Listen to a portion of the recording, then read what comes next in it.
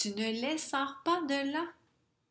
Non, je les donne. Et ils te font plus les pantalons et les chandails. Arrête. Je te reviens là, j'ai une capsule. Salut! Aujourd'hui, j'ai pensé qu'on pourrait travailler ensemble les accords à l'intérieur d'une phrase, un peu sous toute leur forme. C'est parti!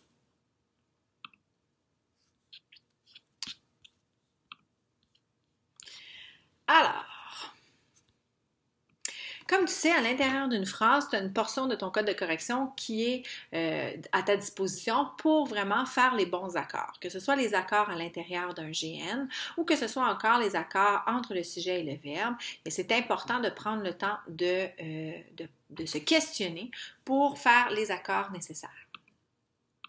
Alors, lorsqu'on veut accorder le GN sujet, eh bien, on doit regarder le GN sujet possède un noyau. D'accord? C'est le noyau, en fait, qui va permettre de donner les accords à l'intérieur du GN, parce que si tu te souviens bien, le nom, c'est un donneur d'accords. Puis, c'est également ce même noyau-là qui va te permettre de faire les accords avec le verbe conjugué. Évidemment, s'il y a plusieurs noms à l'intérieur de ton GN, bien, souvent, c'est l'ensemble de ces noms-là qui vont permettre l'accord.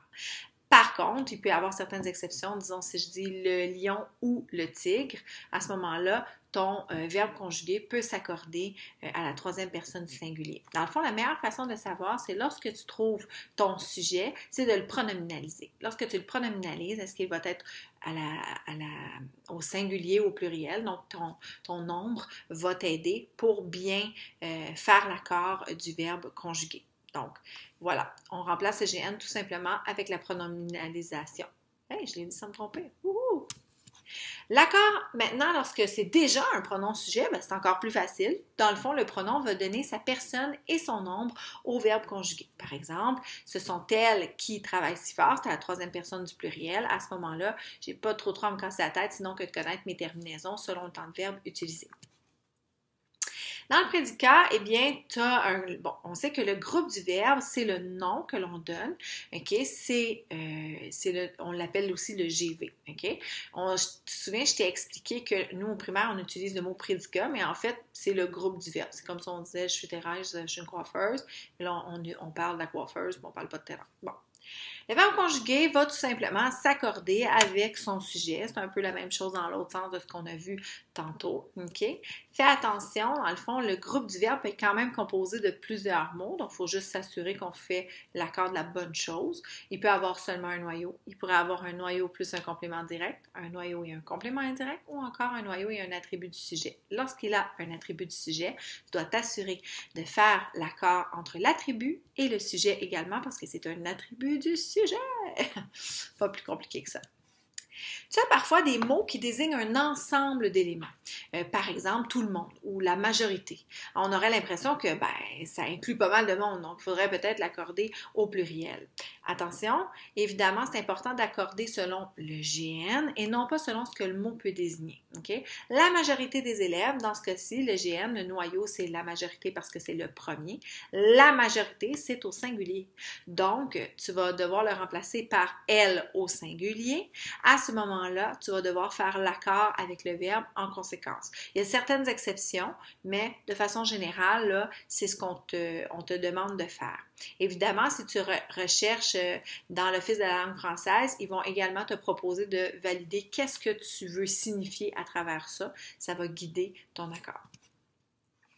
Il y a également un sujet aux personnes variées. Par exemple, si supposons que je parle de moi et de quelqu'un d'autre, à ce moment-là, le moi est à la première personne du singulier, mais Raymond, par exemple, lui, il est à la troisième personne. Qu'est-ce que je fais? Évidemment, il est certain que ton nombre va être au pluriel parce que c'est plus qu'une personne.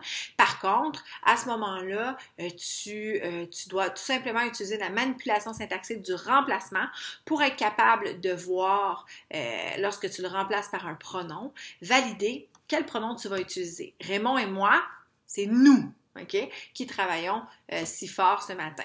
Si je te dis, je sais pas, mais Raymond et toi, c'est vous qui travaillez si fort, et Raymond et Émilie, à ce moment-là, c'est ils, tout simplement parce que le masculin l'emporte. Le sujet peut être aussi des fois, très rarement, mais après le verbe. Juste pour te dire, à l'intérieur d'une phrase déclarative, il se pourrait que ton sujet soit situé après le verbe et que tu aies un accord un petit peu bizarre. Par exemple, je t'ai mis la phrase sur ce terrain vague se trouvent des trésors enfouis. La phrase, si on la remet dans l'ordre de la phrase de base, on dirait des trésors enfouis se trouvent sur ce terrain vague-là. À ce moment-là, ça pose problème.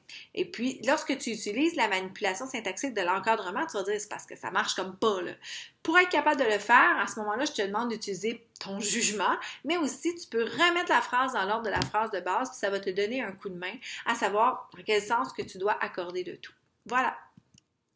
Et en dernier lieu, le verbe et le mot écran. Parfois, le sujet et le verbe sont séparés par un mot ou un ensemble de mots qu'on désigne, qu'on dirait qu'ils ont été placés là pour nous embêter. On appelle ces petits mots-là les mots écran. Par exemple, je t'ai mis la phrase « Les garçons les voient jouer »,« Le garçon les voit jouer ». Okay? Pour pas te faire prendre, en fait, ce que tu dois faire, c'est tout simplement trouver ton sujet par ton encadrement. Et c'est ton sujet, en le pronominalisant, qui va te permettre, en fait, de voir quelle est la personne et le nombre que tu vas utiliser pour ton verbe conjugué. Faites-toi pas prendre, c'est pas parce que c'est un lait que forcément le verbe est au pluriel, puis honnêtement, vous vous faites souvent prendre par ce petit mot écran-là.